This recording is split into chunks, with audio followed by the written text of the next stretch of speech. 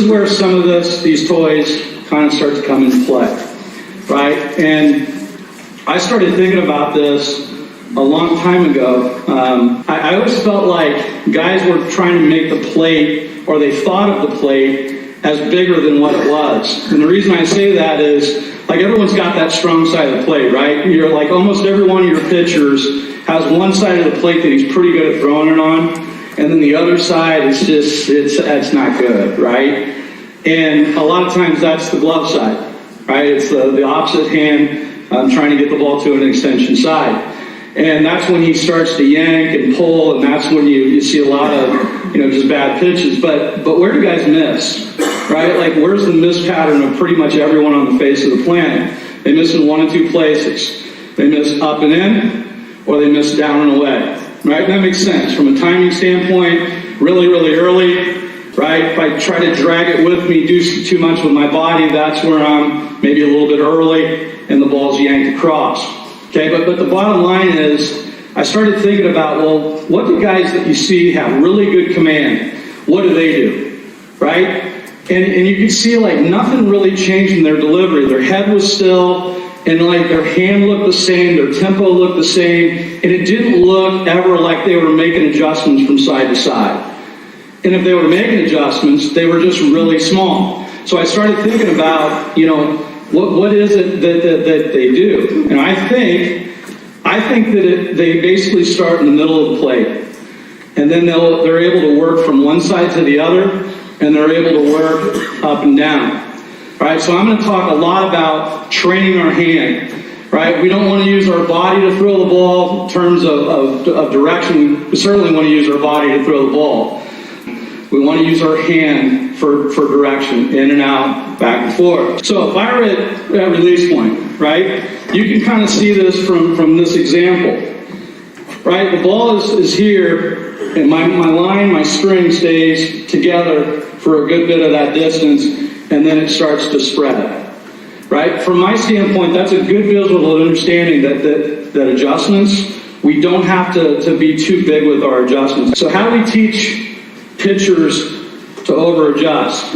When he misses from one side of the plate to the other, what do you guys always have the catcher do? We go to the extreme other side, right? And so now he's basically taught to try to adjust from here to here. So I started thinking about the way that we should maybe try to adjust, making the adjustment smaller, and I went from center out, knowing that if I can get the ball in the center of the plate, my adjustment to here is going to be small.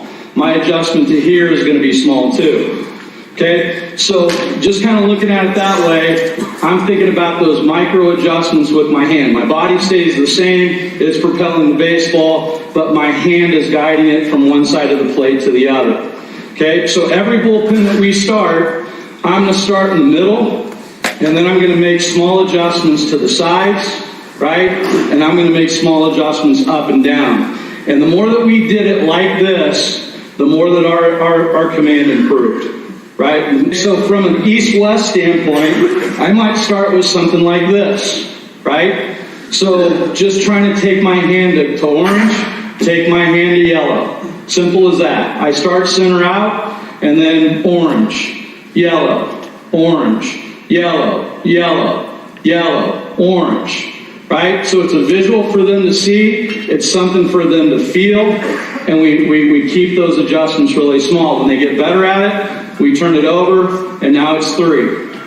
Right? So now we start white, we go to yellow, we go to orange. We go from orange to yellow. That's that side-to-side version of it. But what it'll do is if they'll stay tight and through the zone, right, they'll start getting their hand where they need to get it. Their command gets better, pretty much by just using this thing. You take these smaller plates, right, and you say, I want you to just throw the ball over the plate. It's a smaller version of the plate. It should be harder to hit, right? For north and south, we're going to use strings. I set my string, my bottom string, at about mid-thigh. Right? The reason I put it at mid-thigh is I want them to throw the ball below it. Right? Because I know that if they throw the ball below it, that's a ball at the knees, it's a strike.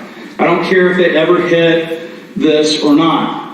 top string, if I want to put a second string on there, I might put it right around his hip, his belt buckle, right? So basically what I've done is I've created a down and up environment, right? A down environment is mid-thigh and down.